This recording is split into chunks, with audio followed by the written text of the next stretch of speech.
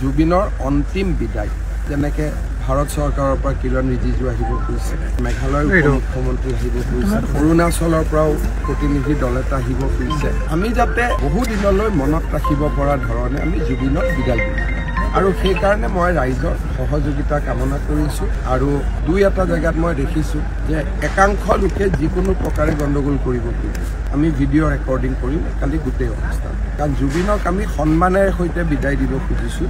ইয়াত আমি বিশৃংখল সৃষ্টি কৰিব খোজা নাই। গতিকে কালি আমি গোটেই অনুষ্ঠানটো সৰু সজাইৰ পৰা অন্তিম বিদায়লৈকে গোটেইটো আমি ভিডিঅ' বনাম।